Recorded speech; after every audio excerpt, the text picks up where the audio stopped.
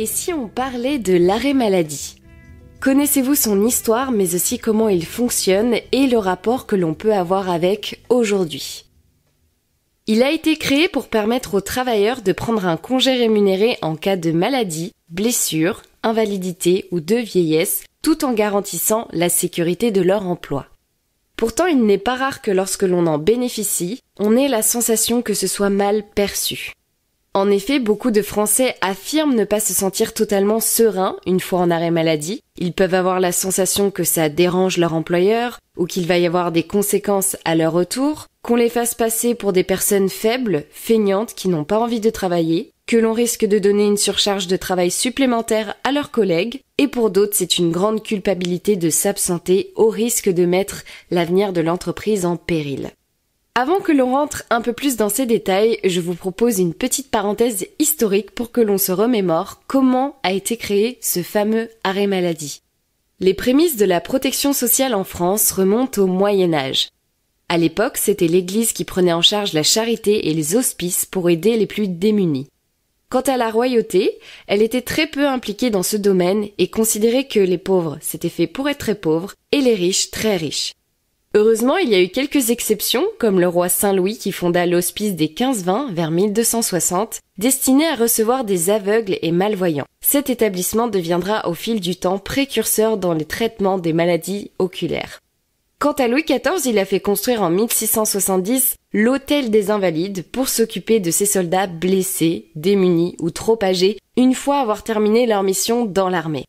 Pour tous les autres, il fallait se débrouiller avec les moyens du bord, c'est-à-dire avec la solidarité familiale. En gros, plus on avait d'enfants, mieux on garantissait ses vieux jours. Après la Révolution française et l'apparition de la Déclaration des droits de l'homme, le cadre traditionnel de la solidarité va être complètement remis en cause. Et c'est avec l'arrivée de la Révolution industrielle au XIXe siècle qu'on va voir apparaître les premiers arrêts maladie. En effet, en 1898, une loi sur les accidents du travail des ouvriers va responsabiliser les employeurs à l'époque où le capitalisme industriel est en pleine expansion. Les paysans deviennent des ouvriers, travaillant non pas dans les champs, mais dans des mines, dans des industries de textile ou de mécanique, créant ainsi beaucoup d'emplois dans des conditions de travail déplorables, mal payés, dangereux et épuisants, provoquant ainsi de nombreuses révoltes ouvrières et des idées socialistes. Et c'est en 1930 qu'une loi sur les assurances sociales instaure un premier système de protection qui repose sur 4 principes fondamentaux. Premièrement, la protection doit être liée à une activité professionnelle. Elle doit être aussi obligatoire pour les salariés modestes, elle repose sur la proportionnalité des cotisations et des prestations, et elle est gérée par les salariés et les employeurs. Juste après la Seconde Guerre mondiale, en 1945, vient la création de la sécurité sociale, grâce à Ambroise Croizat, ministre du Travail, et sa collaboration avec Pierre Laroque, nommé directeur général de la sécurité sociale. Son rôle sera de protéger les travailleurs contre les risques sociaux, qu'il divisera en 4 branches. La maladie, qui rembourse les consultations médicales par exemple, la branche vieillesse, qui se charge de calculer la redistribution des pensions retraite, la famille pour tout ce qui va être les allocations familiales, et l'accident du travail ou maladie professionnelle qui gère les indemnisations aux victimes de pathologies ou d'accidents liés à leur travail. Un peu plus tard, ce merveilleux système sera renforcé en 1958 par l'assurance chômage pour protéger et indemniser les salariés privés d'emploi et contribuera plus tard avec Pôle emploi et France Travail au développement des formations professionnelles. En 1988, c'est l'arrivée du RMI, qu'on appelle maintenant le RSA, qui permet d'assurer un niveau de revenu minimum aux personnes à faible revenu et de faciliter leur insertion ou réinsertion. On rajoute à ça la 5e semaine de congés payés obtenue en 1982, plus la CMU, couverture de maladie universelle en 1999, qui remplace la couverture de maladie universelle complémentaire pour aider les personnes à faible revenu à prendre en charge la part complémentaire de leurs dépenses santé. C'est pas mal du tout ça, non ? Vous l'aurez compris, en réalité, ça fait pas si longtemps que ça qu'on a le droit d'être en arrêt maladie et d'être indemnisé pour celui-ci. Ça fait à peine 80 ans, pour vous dire. Maintenant, est-ce que vous savez vraiment comment fonctionnent les arrêts maladie et le régime général de la sécurité sociale ? On va voir ça tout de suite. Déjà, il faut savoir que tout le monde a le droit d'en bénéficier dès l'instant que vous contribuez aux cotisations sociales.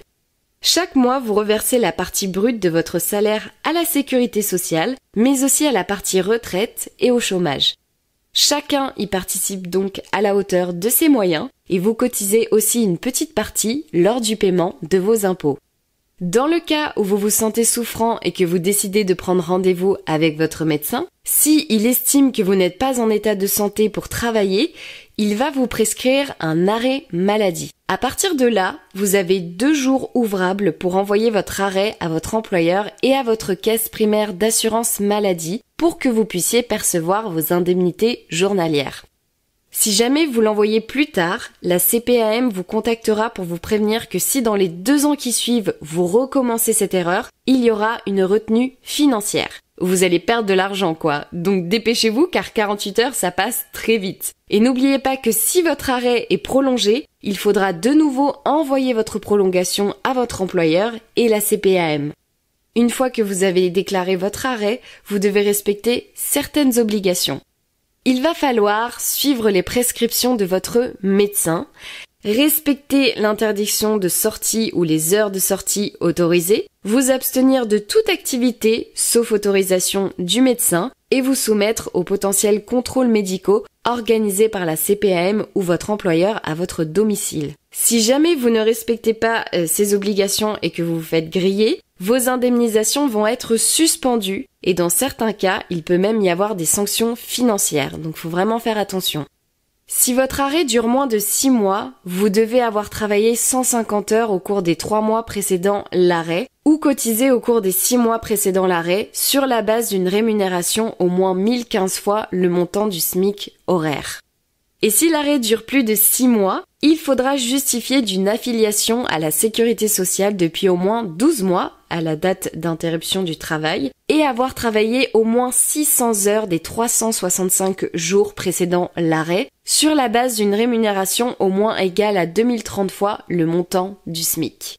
En ce qui concerne vos indemnités journalières, elles sont versées après un délai de carence de 3 jours, le temps que l'ouverture du droit à l'arrêt maladie et le versement des prestations se fassent. Elles seront versées tous les 14 jours et sont égales à 50% de votre salaire journalier de base.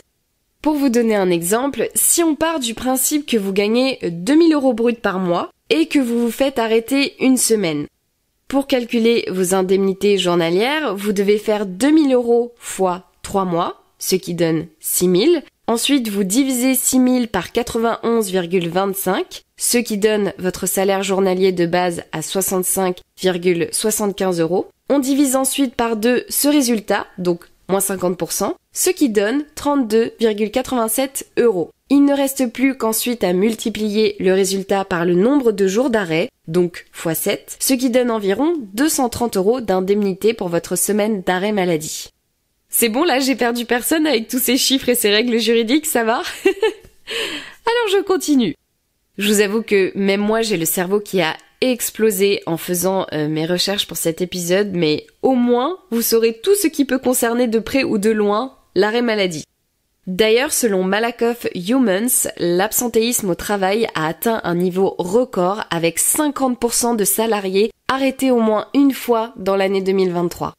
À l'intérieur, on y retrouve 28% d'arrêts pour des maladies ordinaires, style grippe, gastro, angine, etc. 17% liés au Covid, 15% de troubles psychologiques et épuisement professionnel, 13% pour des troubles musculo-squelettiques, les fameux TMS, 11% pour les accidents ou traumatismes, 4% liés aux chirurgies opératoires non liées à un accident, 3% de maladies graves et chroniques et 9% pour d'autres raisons. Ce sont les 18-34 ans qui sont le plus souvent en arrêt maladie, suivis par les 35-49 et les plus de 50 ans. Il y a 26% d'arrêt court, de 1 à 3 jours, 63% d'arrêt moyen, de 4 à 30 jours, et 12% d'arrêt long, supérieur à 30 jours. Et un truc que je ne savais pas et qui m'a vachement surprise, c'est le nombre de personnes qui ne prennent pas leur arrêt maladie.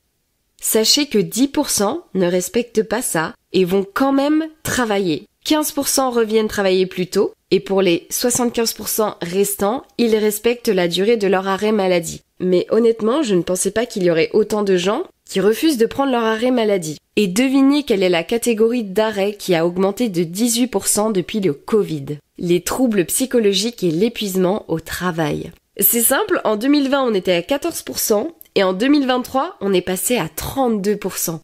C'est énorme. Et encore, on n'a pas encore les résultats de 2024, hein. Je vous laisse imaginer. Je veux dire, rien qu'encore la semaine dernière, j'étais au téléphone avec une copine qui rencontrait ce problème-là, quoi. D'ailleurs, c'est elle qui m'a donné l'idée de faire cet épisode. Gros bisous, baby, si tu écoutes ça. Et ce que j'ai à dire à ce sujet, c'est que, à un moment donné, il faut ouvrir les yeux, hein. Si tu sens que ta santé, elle est en déclin parce que tu te sens extrêmement fatigué, stressé H24, t'as l'impression d'être surchargé de travail, t'as des soucis extérieurs ou tu subis des difficultés relationnelles avec tes collègues ou tes supérieurs qui t'empêchent de dormir et perturbent ton appétit, mais prends rendez-vous avec ton médecin, bordel! Les gens ont tendance à oublier que s'ils sont pas en bonne santé, y a plus rien qui marche en fait. Au bout d'un moment, votre corps, il va vous dire stop. Si vous l'écoutez pas, c'est lui qui aura le dernier mot. Et en général, c'est beaucoup moins agréable quand c'est lui qui le fait que quand vous prenez conscience de vos symptômes avant. Comprenez que nous sommes des êtres humains, pas des robots, et encore, même les robots tombent en panne et ont besoin d'une révision de temps en temps. Donc, dédramatisons ce sujet une bonne fois pour toutes et ne minimisez pas votre état de santé. Et là, on parle de la santé mentale, mais c'est la même chose pour la santé physique, hein. J'ai beaucoup de proches autour de moi qui vont travailler alors qu'ils sont au seuil de la mort. Vraiment, je vous jure, ça fait peur à voir, quoi. Ils ont un nez, c'est même plus un nez, c'est une trompette avec les chutes du Niagara dedans. Ils ont le teint plus blanc que le plafond de l'entreprise, tous tellement forts qu'on a l'impression que l'intérieur de leur gorge va s'arracher. Et quand les clients se présentent face à eux, ils ont l'impression d'être en face d'un zombie dans Walking Dead, tellement ils se sont shootés au médoc. Je vous jure, arrêtez de faire ça. Vous avez le droit d'être en arrêt maladie, hein. Je le rappelle, vous payez chaque mois pour que dans le cas où ce genre de choses vous arrive, vous puissiez récupérer tranquillement, donc faites-le. Et des fois, je demande à mes collègues, mais pourquoi t'es venu travailler dans cet état-là, quoi? Et ils me répondent pratiquement tous la même chose. Premièrement, non mais là je peux pas me permettre d'être absente, l'entreprise a trop besoin de moi. Ma biche, bien sûr que l'entreprise a besoin de toi. Tu as passé un contrat avec eux stipulant que tu acceptais de travailler tant d'heures par mois pour eux en échange d'une rémunération. Donc évidemment qu'ils ont besoin de toi. C'est pour ça que tu travailles pour eux. Mais en réalité, ils ont pas spécialement besoin de toi en ce moment, hein. C'est tous les jours prévus dans ton contrat qu'ils ont besoin de toi. Sauf dans le cas précis où tu obtiens un arrêt maladie. Donc oui, tu es peut-être indispensable dans ton entreprise, mais pas aux dépens de ta santé. Alors là, je parle dans le cadre où on est salarié, mais si vous êtes à votre compte, que vous avez une entreprise, c'est pareil. Je suis consciente que bien sûr, c'est pas du tout les mêmes enjeux et que la décision est beaucoup plus difficile à prendre puisque vous êtes votre propre patron, mais il n'en reste pas moins que de toute façon, vous aurez beau prendre tous les médocs de la terre que vous voulez, votre travail sera toujours moins efficace et moins bien fait que si vous aviez travaillé en bonne santé. Donc la meilleure solution reste de consulter et de suivre les recommandations de votre médecin. Deuxièmement, franchement, j'ai pas envie de foutre mes collègues dans la merde. Si je suis pas là, ils vont avoir trop de travail. Crois-moi que tes collègues ne veulent sûrement pas que tu leur transmettes tes sales microbes pour que eux les redonnent à leurs proches, par pitié et par gueuler. Et puis même si c'est dans d'autres cas, t'es pas le premier à te foutre en arrêt et tu seras sûrement pas le dernier. Ils vont gérer comme d'habitude. Comment tu fais toi quand tes collègues sont absents? Bah tu gères, et puis c'est tout. Quoi qu'il arrive, ta journée aura une fin, que vous ayez terminé votre objectif ou pas, quand c'est l'heure, tu rentres chez toi et basta. C'est vrai que le rythme de travail est toujours plus soutenu quand quelqu'un est absent, mais je pense que tu vas plus les ralentir qu'autre chose si tu viens quand même travailler, et croyez-moi, ils apprécient beaucoup plus vous savoir peinard chez vous, que vous soyez avec eux au travail à essayer de vous éviter pour tenter de ne pas attraper vos microbes. Troisièmement, j'ai trop peur que mon patron le prenne mal et qu'il me fasse la misère à mon retour. Alors là déjà, si c'est le cas, barrez-vous, hein. C'est que vous n'êtes pas dans la bonne entreprise. Et plus sérieusement, je rappelle que vous êtes protégé en arrêt maladie. C'est comme si vous aviez le collier d'immunité à Koh-Lanta, quoi. Vous pouvez pas vous faire virer comme ça et que votre sentence soit irrévocable, hein. La seule chose que peut faire votre employeur quand vous êtes en arrêt maladie, c'est vous envoyer une visite de contrôle médical ou entamer une procédure de licenciement uniquement et seulement dans le cas d'une absence trop prolongée ou d'arrêt à répétition qui désorganise fortement l'entreprise et nécessite un remplacement d'urgence de votre poste. Mais ça peut être largement contesté au prud'homme en cas de recours si vous trouvez que ça ne respecte pas les conditions juridiques de ce licenciement. Et peut-être qu'avant de prendre de telles mesures, il serait préférable d'avoir une bonne discussion avec votre employeur pour essayer de trouver un commun accord comme la rupture conventionnelle qui causerait beaucoup moins de dégâts. Mais en dehors de ça, il peut rien faire, et encore moins vous obliger à travailler pendant l'arrêt. Je pense surtout aux métiers qui fonctionnent beaucoup à distance, avec des PC, des téléphones, etc. Votre médecin vous a déclaré inapte à travailler, c'est pas pour que vous continuez à faire du télétravail à la maison. Même si c'est pour un email à envoyer ou un coup de fil à passer, c'est non. C'est pas autorisé de faire ça. Et encore une fois, si vous sentez que votre employeur réagit mal quand vous êtes en arrêt maladie, etc., que vous avez des mauvaises surprises à votre retour, cherchez pas, vous êtes juste pas dans la bonne entreprise. En réalité, il y en a plein d'autres qui respectent très bien les droits et obligations de leurs salariés, il suffit juste d'aller voir ailleurs. Et dernièrement, j'ai pas envie qu'on dise de moi que je suis quelqu'un de faible ou une feignasse qui n'a pas envie de travailler. Déjà, il faudrait savoir si c'est toi qui penses ça parce que, au fond, c'est ta propre perception de la chose, ou si c'est parce que tu entends des personnes le dire dans ton entreprise. Pour ceux qui pensent que les gens qui se mettent en arrêt, ce sont des personnes sur qui on ne peut pas compter, qui profitent du système et qui ne font aucun effort pour l'entreprise, sachez déjà que personne n'est égaux dans la maladie. Chacun est né avec son propre organisme, sa propre génétique et ses anticorps bien à lui. Ce qui fait qu'il y en a qui attrapent plus facilement des maladies que d'autres, il y en a qui sont plus sujets à des troubles psychologiques que d'autres, il y en a qui naissent avec des handicaps, comme les maladies chroniques qui sont souvent invisibles, et croyez-moi que les gens qui ont ce genre de maladie, ils vont pas le crier sur tous les toits, hein. En général, il y a très peu de personnes qui sont au courant dans l'entreprise, parce que c'est pas du tout facile d'en parler. Je vous invite à aller écouter l'épisode que j'ai tourné avec mon papa qui s'appelle Les maladies chroniques et invisibles. Ça va vous expliquer ce que c'est d'être dans la peau de quelqu'un qui a un handicap, et ça va vite vous remettre les pieds sur terre. Parce que franchement, des fois j'entends des commentaires qui me foutent mais hors de moi. Par exemple, en ce qui concerne les troubles psychologiques, je me baladais dans un magasin, il y a pas longtemps, et là, j'entends des vendeurs se plaindre d'un de leurs collaborateurs. Ouais, mais en même temps, t'as vu l'autre, elle est en dépression tous les 10 jours, là, ça commence à bien faire. On est dans la merde à cause d'elle. Franchement, c'est pas compliqué de prendre des médocs, d'aller voir un psy et de revenir travailler, quoi. On fait comment, nous? Mais fermez-la, en fait. Elle est passée où, votre humanité, sérieux? Arrêtez de regarder votre petit nombril et mettez-vous 5 minutes à la place des autres. Si toi, tu n'es jamais en arrêt maladie parce que tu as la chance d'avoir un corps et un esprit en bonne santé, grand bien te fasse, je suis très contente pour toi, c'est génial, mais ne reproche pas aux autres qui n'ont pas eu ta richesse de ne pas être aussi performants que toi au travail. Et c'est pareil, arrêtez de vous comparer face à la maladie. Qui a le plus de symptômes? Qui souffre le plus? Qui a le plus de mal-être que l'autre? Et si vous avez besoin d'être en arrêt maladie, bah faites-le! Au lieu de venir travailler et de parler dans le dos de ceux qui écoutent leur corps parce que vous n'avez pas voulu vous mettre en arrêt maladie et que maintenant vous ressentez de l'injustice face à cette situation, c'est n'importe quoi. Vous avez le droit d'être en arrêt maladie comme tout le monde et il n'y a pas une personne qui est plus éligible que l'autre de l'être.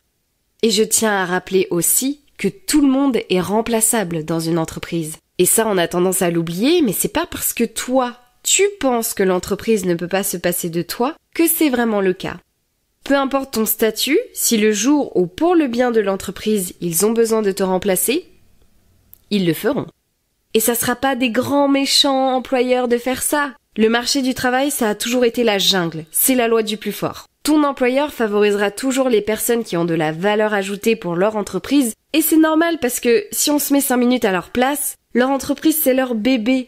Ils ont investi énormément d'argent, de temps et de leur personne pour la maintenir en vie, donc évidemment qu'ils veulent les meilleurs éléments pour sa prospérité et qu'ils vont pas s'emmerder avec des personnes qui ne correspondent pas à leurs attentes. Encore une fois, le mieux est de faire ça proprement dans les règles de l'art pour que tout le monde y trouve son compte. Bien évidemment, il y a des patrons qui ne sont pas clean de ce côté-là, mais c'est important aussi de rappeler qu'il y en a des très bons qui sont très empathiques et veillent à ce que vos conditions de travail soient le plus adaptées à votre santé.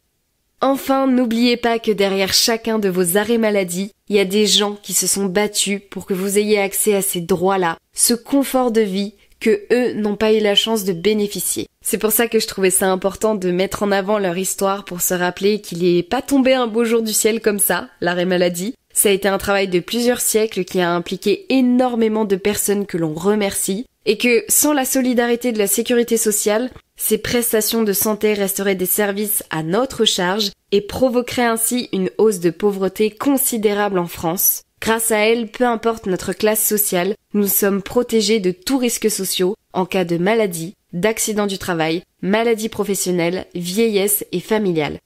Alors soyons reconnaissants de ce que nous avons et continuons de poursuivre le combat de nos ancêtres pour un monde meilleur, solidaire et égalitaire.